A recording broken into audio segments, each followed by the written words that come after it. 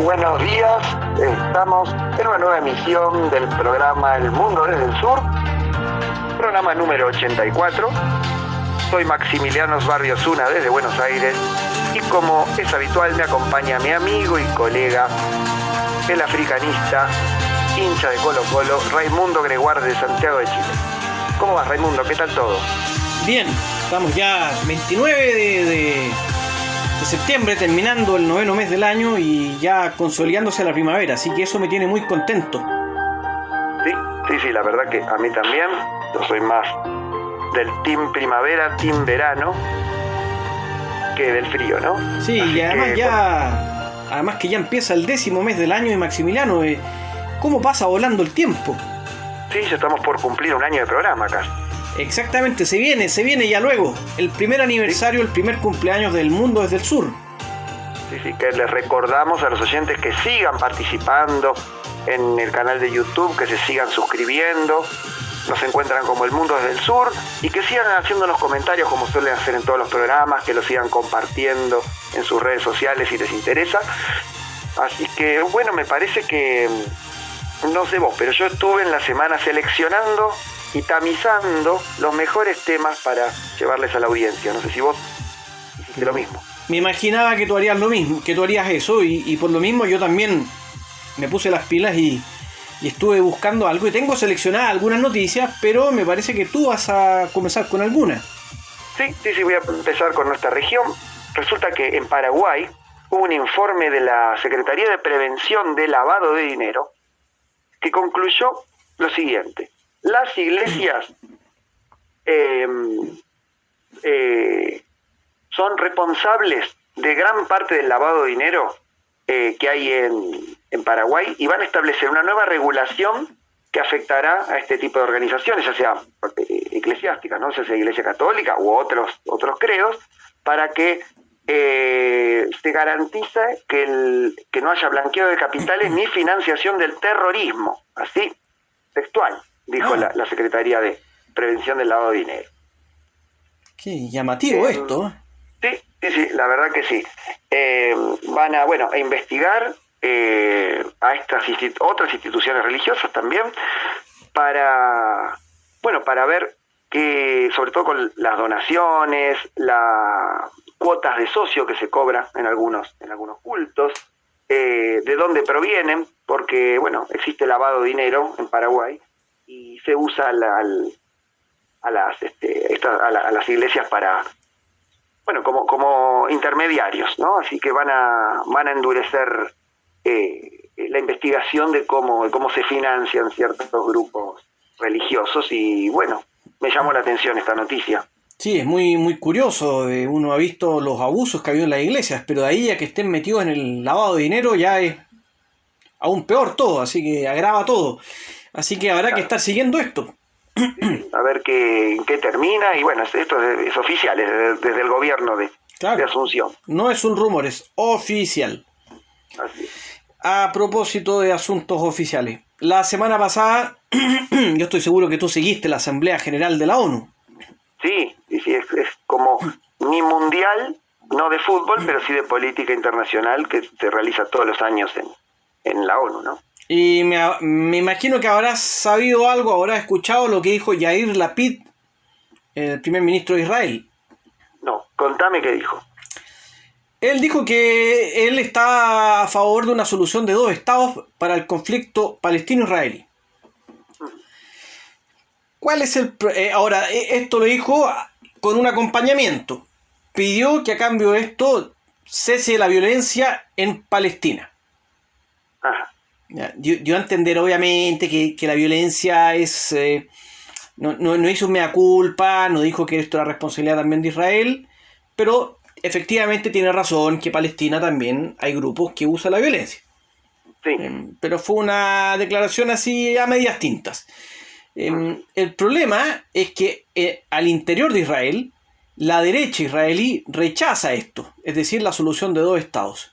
Y no solo eso, sigue promoviendo asentamientos. Entonces es muy complicado, y aquí no quiero defender a nadie, pero es para que la gente entienda también que a veces puede haber un político israelí que quiere solucionar esto, pero hay una parte importante de la sociedad y de la política israelí que no quiere. Claro, sí se ha visto en los 90 con Yasser Rabin, ¿no? Claro. Yasser Rabin se llamaba. Sí, No, Isaac Rabin. Yitzhak Rabin.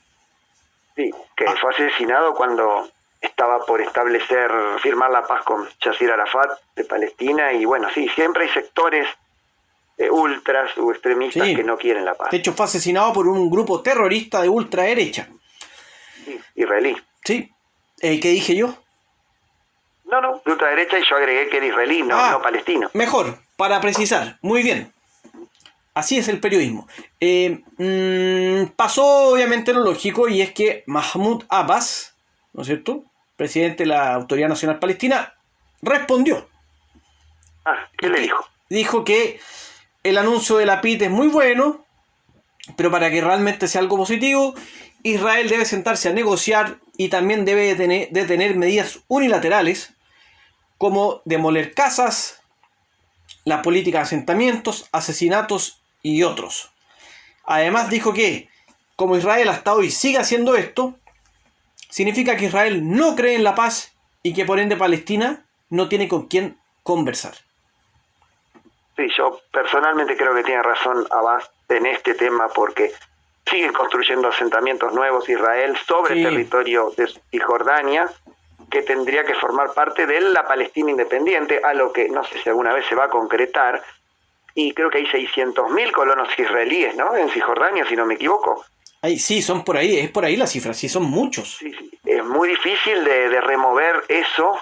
Es como un sexto de la población de Israel,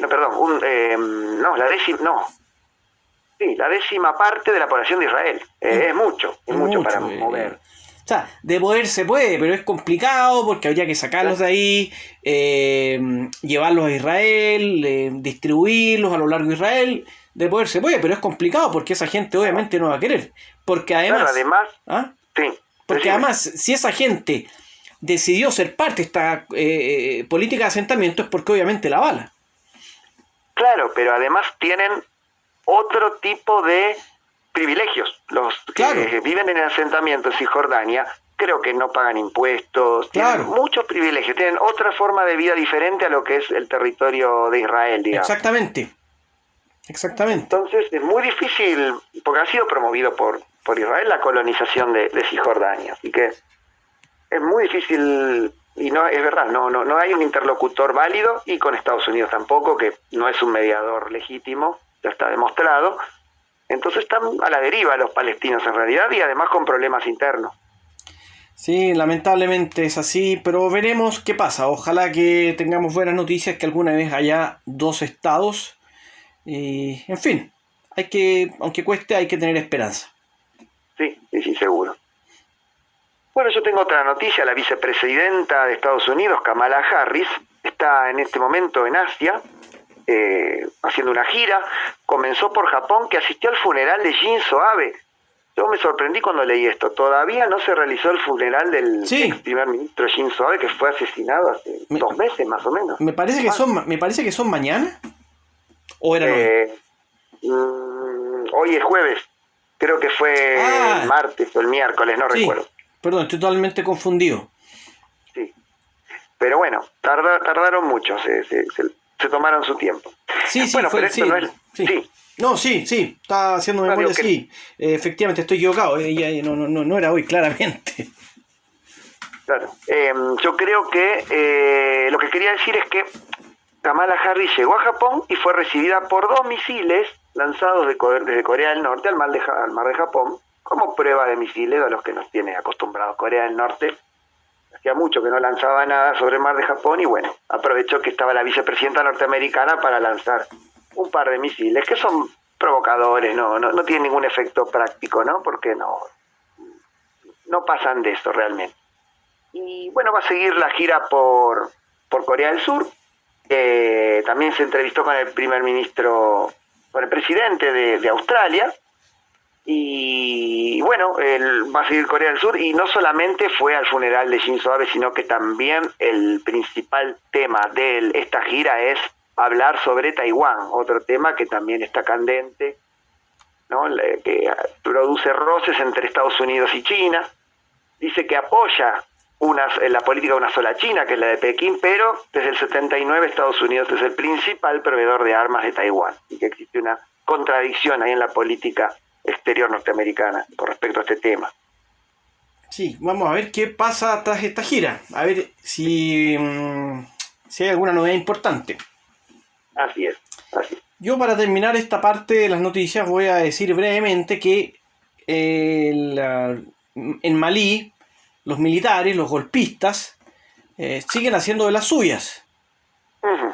Sí, hacía mucho que no nos hablaba de Malí. Sí, y ahora vamos a hablar de los líos diplomáticos que se armaron a propósito de tu mundial, de la Asamblea General de las Naciones Unidas. A ver qué pasó, no me enteré. Resulta que el primer ministro interino de Malí, Abdoulaye Maiga, que es un coronel, hay que decirlo, ¿ya?, pidió en su discurso, nada más ni nada menos que una reunión de emergencia al Consejo de Seguridad de la ONU. ¿Para qué?, se preguntará alguien, ¿no es cierto? Sí. Pues bien, para presentar pruebas de, y aquí abro comillas, los ataques y las violaciones cometidas por el ejército francés, y cierro comillas, y además agregó que los grupos terroristas que operan en Malí reciben información confidencial y armas. Así que le dio con todo a Francia, y no solo eso, porque después acusó a Francia de darle una puñalada por la espalda a Malí. Esto último, luego que Francia decidiera retirar sus tropas de este país. Claro, pero yo pregunto, ¿no? Este gobierno golpista ¿no estaba a favor de que Francia retirara sus tropas? Exactamente. Entonces, ¿cómo puede ser que sea una puñalada por la espalda? Porque están, no sé, desquiciados, porque tiene un problema de doble personalidad, no lo sé. Claro. Se decía que detrás de este golpe estaba Rusia, ¿no? Para desalojar a Francia de esa zona. De hecho, se ha dicho que esta junta militar es abiertamente pro-Rusia. Entonces es llamativo que ahora acuse a Francia de darle una puñalada por la espalda a Malí, siendo que eso era lo que quería justamente Malí. Claro. Digamos, no Malí, claro. Los golpistas. Sí, gran parte del pueblo de Malí también, que se ha manifestado hace años, que está protestando en contra de la presencia militar francesa. Y mira, como si eso fuera poco, además armó un lío diplomático con Níger. ¿Qué pasó con Níger? En su discurso dio a entender que el presidente de Níger, Mohamed Bazoum, no es nigerino, sino que extranjero. ¿Y eso en qué le cambia? Nada. Hoy estoy en abogado del diablo, hoy estoy señalando todo, cada punto lo señalo. Digo, ¿qué le cambia? No es que están jugando un partido como sucedió con Ecuador y Chile, que jugó un extranjero y se quería descalificar a Ecuador. Esto es otra cosa. Sí. ¿Cuál es el problema? Sí, es problema de los nigerinos, digo, ¿no? Porque se entrometen en asuntos internos. Exactamente. Y ahora, hilando fino, uno podría concluir, incluso se ha mencionado que lo que dijo este señor Maiga es racismo. ¿Por qué? Porque el presidente de Níger, pertenece a una minoría étnica árabe proveniente de Libia. Ajá. Entonces él es étnicamente hablando un árabe. Claro. Entonces muchos dicen que lo que dijo Maiga en el fondo fue un comentario racista contra una minoría étnica, y que por eso lo miran menos. Pero la verdad no corresponde, porque ya es un asunto de los nigerinos. Mira, te voy a dar un ejemplo que yo conozco. ¿Te acuerdas del presidente de Argelia, Abdelaziz Bouteflika? Sí. Bueno, él nació en Marruecos. Es verdad. ¿Pero alguien podía dudar que él era argelino? No. No, claro. Nació en Marruecos, pero me parece que Argelia no existía todavía. No era independiente. No existía, no era independiente, claramente. Claro. Nació en la ciudad de Oujda, que está cerca de Argelia en todo caso. Así que, en fin, quería destacar esto, que son líos diplomáticos que arma este golpista simplemente porque, no sé, yo creo que, no sé. No sé qué pasa por su cabeza. Arma líos con... además criticó a Costa Marfil, además con quien ya tiene un lío por los militares, o sea, ya basta. Y tiene buenas relaciones con Guinea, ¿no? Y con Burkina Faso. claro, que hubo golpes también ahí. También. En esos países. Discúlpame por estar señalando cada punto y coma de tu noticia, pero bueno, a veces no puedo detener mi indignación. No, está bien. Este es un programa donde hay libertad de expresión. Y tanta libertad hay que yo en estos momentos voy a ponerme un poquito golpista y voy a anunciar que nos vamos a tener que ir a la pausa ya. Muy bien, alguien tiene que llevar las riendas del programa para que llegue a buen puerto. Muy bien. Sí. Entonces, después de la pausa empezamos con el primero de los análisis. Exactamente. Y tengo entendido que nos vas a hablar algo sobre que es muy esperado acá en Sudamérica. Sí, domingo hay elecciones en Brasil. Voy a explicar por qué son tan importantes las elecciones de este domingo en Brasil. Más allá de lo que todos sabemos, existen factores de suma importancia que quizás no fueron tan analizados en los medios. Muy interesante. Y lo veremos en unos segundos más.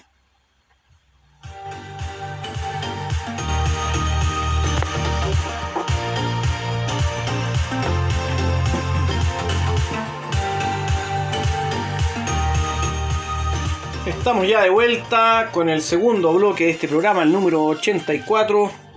Era necesario un descanso, tomar un poquito de té con miel para la garganta, ¿no? Maximiliano, ¿qué pasa en Brasil? Sabemos que son las elecciones presidenciales el 2 de octubre, pero ¿qué está pasando? Y me intriga lo que mencionaste. ¿Por qué son inéditas? Sí, son muy importantes porque se están realizando en un clima que nunca hubo antes, un clima preelectoral, diría de enfrentamiento, de odio, enfrentamiento interpolítico, intercomunitario, que está dividiendo a la sociedad brasileña. No se veía esto desde el regreso a la democracia en 1985, luego de 21 años de golpe militar. Sabemos que las elecciones presidenciales, el candidato favorito es Luis Inácio Lula da Silva, expresidente, con tendencia de centroizquierda, coquetea muchas veces con la derecha. De hecho, el candidato a vicepresidente es Geraldo Alckmin, ex rival de Lula en las elecciones de 2006, de derecha abiertamente, pero bueno, Lula siempre ha tejido este tipo de alianzas. En el primer gobierno, su vicepresidente era el líder de la iglesia, o uno de los líderes de la iglesia universal, evangélica. Pero bueno, sí, no puede gobernar solo si no incluye a otros sectores, ¿no? También hablando de la dictadura, sabemos que el actual presidente Jair Bolsonaro reivindica todo el tiempo no solamente los gobiernos militares, sino los crímenes de la dictadura. Pero bueno, lo que me quiero referir es que hay un informe de una empresa brasileña que arroja encuestas que se llama Datafolha, que dice esto, que el 67,5% de los brasileños tiene miedo de sufrir agresiones por motivos políticos. O sea, me parece una cifra altísima. Hay un nivel de polarización inédito y de violencia inédito en cuanto a la política se refiere. En Brasil hay muchas ciudades que son peligrosas, hay mucha violencia urbana, narcotráfico, robo, delincuencia, pero esto es otra cosa. Es violencia política, algo que no sucedía en Brasil en esta magnitud, así tan fuerte como está sucediendo ahora desde el regreso a la democracia. Y esto, perdona Maximiliano, me imagino que será consecuencia de algún tipo de polarización política. Sí, yo creo que en realidad el origen de todo esto es el mismo gobierno de Lula, ¿no? Que comenzó en 2003. Pero no digo que Lula haya sido responsable de la polarización política porque él mismo la haya promovido, no, sino que mucha gente, muchos brasileños que votaron a Lula, lo hicieron porque Lula hizo una sola promesa de campaña. Dijo: yo me conformo con que en mi mandato los brasileños puedan comer 3 veces al día, algo que no sucedía hasta 2003. Lo logró. Su promesa de campaña la logró, la cumplió. Después vino Dilma Rousseff, crisis económicas, es otro tema. Muchos brasileños de la élite brasileña, los agrodiputados, los que tienen intereses en la economía extractivista, madereras de la Amazonia, ligados también al petróleo, bueno, a muchos negocios importantes que tiene Brasil, que es un país muy rico en recursos, rechazan que los pobres hayan sido empoderados, ya sea políticamente como socialmente, por Lula.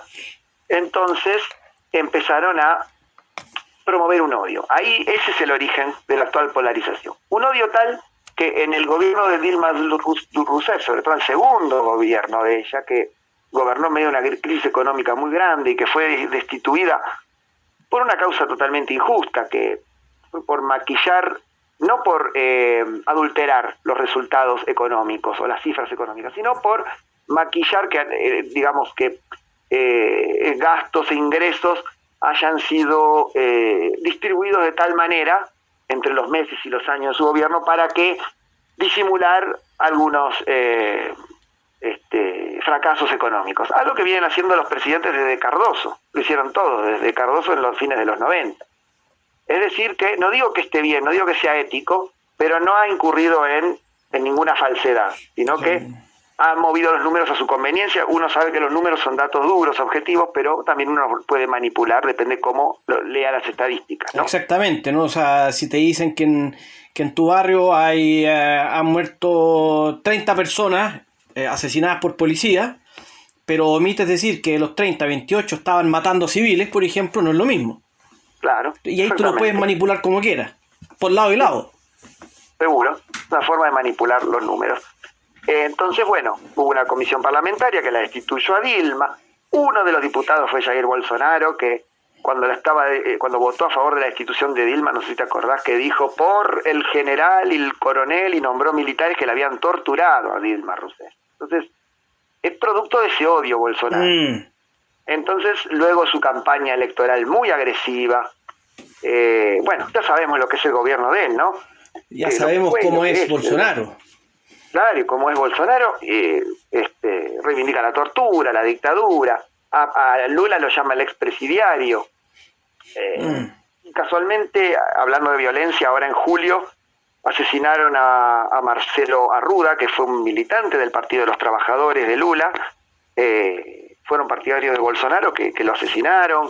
Digamos, hay una violencia política muy grande en Brasil. Del otro lado, del lado de Lula, no, la violencia no es tanta, pero sí existe una respuesta, ¿no? Llegó a llamarlo genocida, Lula, a Bolsonaro por desatender la pandemia en la que murieron en Brasil 685.000 personas por la pandemia, y por, no sé si te acordás que él, al comienzo del gobierno, el primer ministro de salud, 3 ministros de salud pasaron por el gobierno de Lula. El primer ministro de salud que renunció dice que lo hacía porque no podía negociar con China vacunas contra el COVID, mientras Bolsonaro decía que la pandemia era un arma biológica china para imponer el comunismo en América Latina. O sea,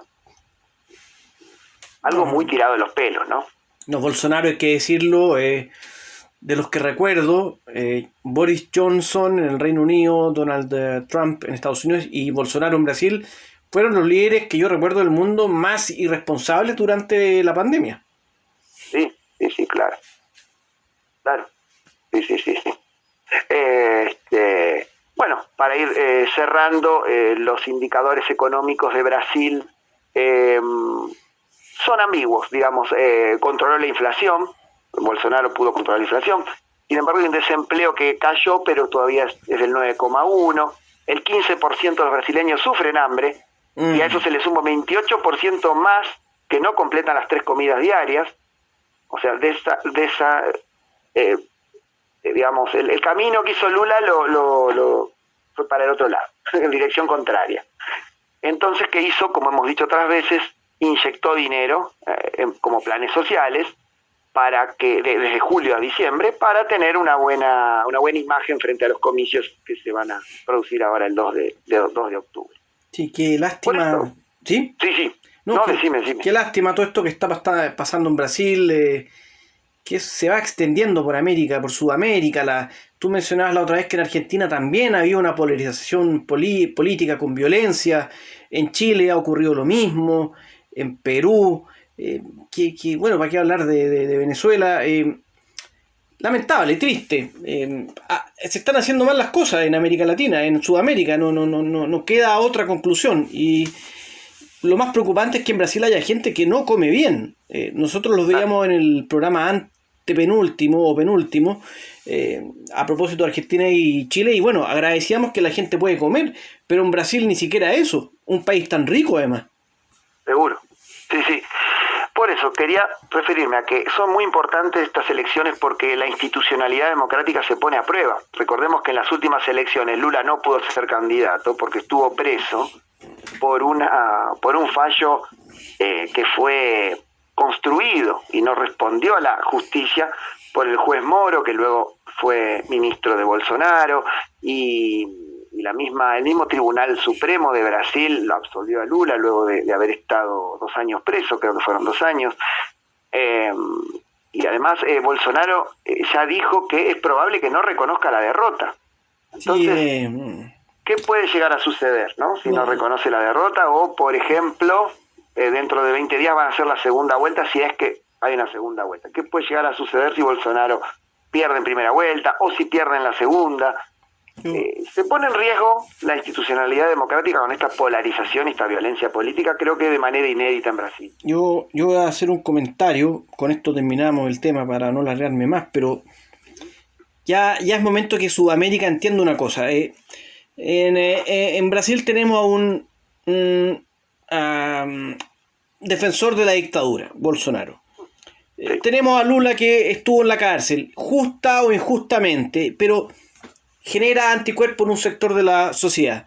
¿Por qué los dos simplemente no asumen que ya son parte del pasado y dan espacio a otras personas? Uno en Colombia, un ex guerrillero que seguramente hoy quiere gobernar y fomentar la paz, pero revive viejas heridas. En Chile tuvimos como candidato a José Antonio Kast, pinochetista. En fin, hay ejemplos por lado y lado. En Argentina, Cristina Fernández, ¿por qué no da un paso al costado? En su minuto Uribe, que quería incluso un tercer mandato. ¿Por qué alguna vez los políticos sudamericanos no piensan en el bien de los demás? Y a veces se dan cuenta que quizás es bueno que lleguen otras personas, pero capacitadas, obviamente. Bueno, es un tema para debatir, para otro programa, por supuesto. Sí, por supuesto. Pero bueno, buena observación, la cual comparto en parte, otra parte no, pero para otro programa lo vamos a abordar de nuevo. Sí, lo haremos así, Maximiliano. Pero ahora parece que nos tenemos que ir a la pausa, ¿no? Exacto, sí, después de la pausa viene tu análisis. ¿De qué se trata? Vamos a hablar de un personaje, que es como el personaje de la semana, yo me atrevería a decir. La italiana Giorgia Meloni. Bien. La ponemos como portada de este programa. Absolutamente. Bien, después de la pausa nos hablas de ella.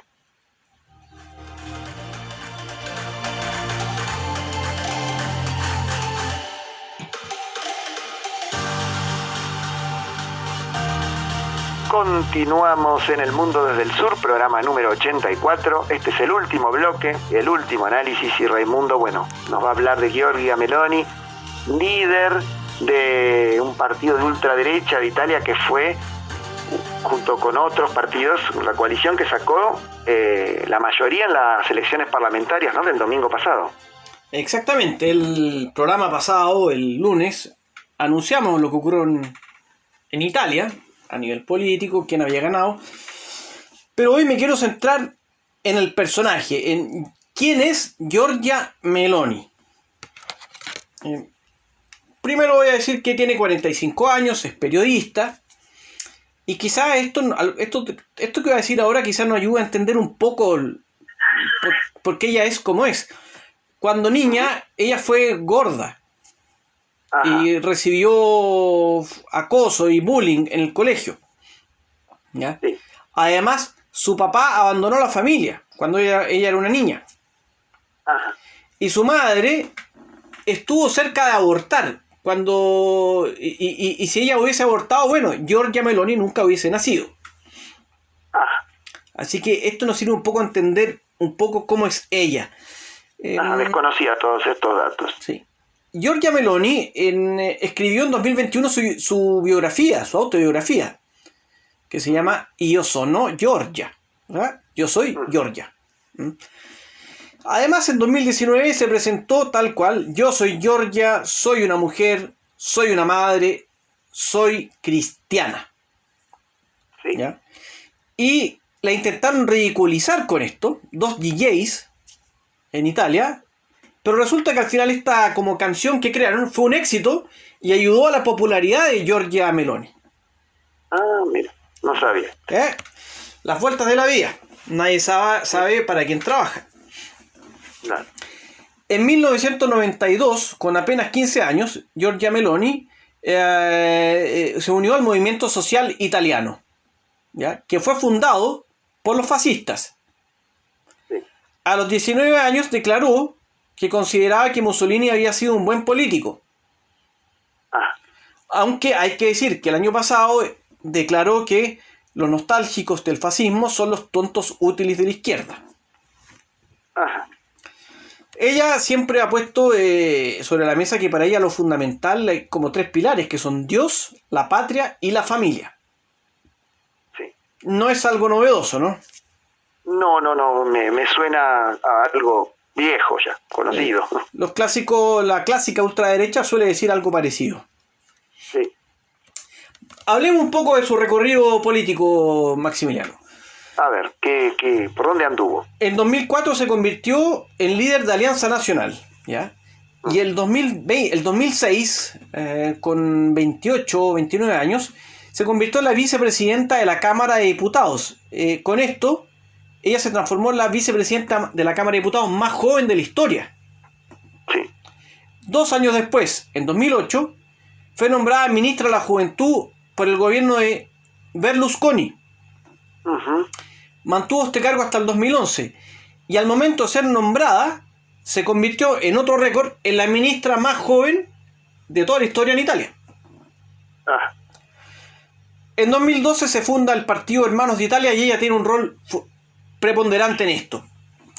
En 2014 se convirtió en presidenta de este partido y esto es importante. En la elección de 2018 Hermanos de Italia obtuvo el 4%. Uh-huh. En la elección de ahora obtuvo el 44%. Claro. Pero en alianza con otros partidos. Claro. Sí. Con otros partidos. Pero el partido obtuvo cerca de un 26%, me parece. Solo, el partido solo. Así que igual subió mucho. Y en las elecciones europeas de 2019, Hermanos de Italia obtuvo el 6,4%. En 2020 llegó a presidir el grupo de los conservadores y reformistas del Congreso Europeo. Sí. De la Eurocámara. En este grupo están, entre otros, Vox, de España, y otros partidos de ultraderecha de Austria y Suecia. Claro. ¿Qué te parece hasta ahora el currículum de esta señora? Sí, no, bastante. Yo no la aprobaría, pero bueno. ¿Le ponemos cuánto? ¿Un 3? Sí, o menos, quizás. Igual, tiene el mérito de haber sido una mujer joven que se metió en la política, pero claro, lo demás es bastante nefasto, hay que decirlo así. Ya. Claro. Voy a seguir avanzando porque el tiempo nos apremia. Bien. Sus posturas. Pro OTAN. Se define como una mujer que no es feminista. Contraria al euro. Soberanista, lo cual va ligado a su postura muchas veces, no sé si contraria a la Unión Europea, pero mira con cierta distancia a la Unión Europea. De hecho, hace poco ella declaró que no necesito ser aceptada por la Unión Europea. Claro. Es anti-inmigración. De hecho, ella está a favor de cerrar puertos y de instaurar más centros de detención y fomentar las deportaciones. Es islamófoba. Uh-huh. Defiende a la riqueza, es decir, está a favor de disminuir el impuesto a los ricos. Ella sugiere que el empleo tiene que ser para los italianos y no para los inmigrantes. Es anti-LGBT, es decir, LGBT, lesbianas, gays, bisexuales, transexuales. Y también critica a los socialistas o izquierdistas de salón. Por último, es antiaborto y contraria a la adopción por homosexuales. Sí, yo creo que reúne lo peor de la clase conservadora, la política conservadora, pero también con un tinte neoliberal, porque si está en contra de los impuestos a los ricos, yo creo que tiene lo peor de los conservadores y lo peor de los liberales, me parece a mí. Claro. Porque muchos políticos que están a favor de las libertades de mercado o de la libertad individual, las libertades individuales, o que se dicen libertarios, bueno, ella está en contra de las libertades individuales, pero está a favor de las libertades de mercado. Es una mezcla bastante perniciosa, diría yo. Interesante como análisis, pero peligrosa para la sociedad. Claro. Por último, los desafíos principales. Mejorar la economía, enfrentar la crisis económica y financiera de Italia. Y ya adelantó que si ella llega al cargo de primera ministra, va a nombrar un tecnócrata a cargo de esto. Ajá. Aparentemente ella no buscará una confrontación con la Unión Europea, así que su desafío será confirmar esto. Lo mismo que fue disminuyendo la intensidad de su discurso xenófobo, así que hay que ver si va a confirmar eso o no. También tendrá que enfrentar un escenario complicado, como dije, en lo económico y financiero en Italia. Se recortaron algunos impuestos, habrá recesión económica y hay deudas con la Unión Europea. Claro. Finalmente va a cargar con algo que puede ser un estigma. Primera mujer que llega a este cargo, ¿no? Y yo creo que va a estar siendo permanentemente comparada con los grupos de ultraderecha a otros países. Sí, bueno, no me parece. Ella misma se metió en esa postura, digamos, ¿no? Sí, y yo creo que aquí esto es un llamado de alerta para Europa, con el respeto que merecen todos los países, pero no es lo mismo que la ultraderecha llegue al poder en Austria, en Hungría, a que lo haga en un país como Italia, que es la tercera economía de Europa. Claro. Además también, como dijiste, Austria, Hungría, Polonia, en Suecia también ganó la derecha, también renunció la primera ministra, está avanzando en varios países de Europa la ultraderecha. Así que, y esto es una reflexión final para ya terminar, Europa debe reflexionar por qué está ocurriendo este fenómeno. Algo habrá hecho mal la izquierda, la centroizquierda. Mi humilde invitación, aunque nadie me escucha ya, es que reflexionen y retomen la convicción social. Yo creo que sí, que te están escuchando. No sé si te van a hacer caso, pero llegamos a Europa con el programa. Bueno, me escuchan en Europa, me escuchan en todo, ¿qué más quiero? Sí, es verdad. Lo que también llegamos al lugar que también llegamos al final del programa. Bueno, era inevitable. Sí. Así que bueno, los invito a los oyentes a sintonizarnos el lunes próximo, en el programa 85, y les agradecemos habernos acompañado, y como siempre un placer haber hecho este programa con vos y trabajar durante la semana para poder llevarles las noticias más importantes y los análisis más precisos dentro de nuestras posibilidades, ¿no? Ha sido un placer, Maximiliano, como siempre. Y bueno, que tengas un excelente jueves y luego fin de semana. Lo mismo para quienes escuchan este programa semana a semana. Abónense, hagan sus comentarios. Y bueno, después de dar toda esta noticia, paz para el mundo. Así es. Gracias por acompañarnos y bueno, hasta pronto, nos vemos pronto.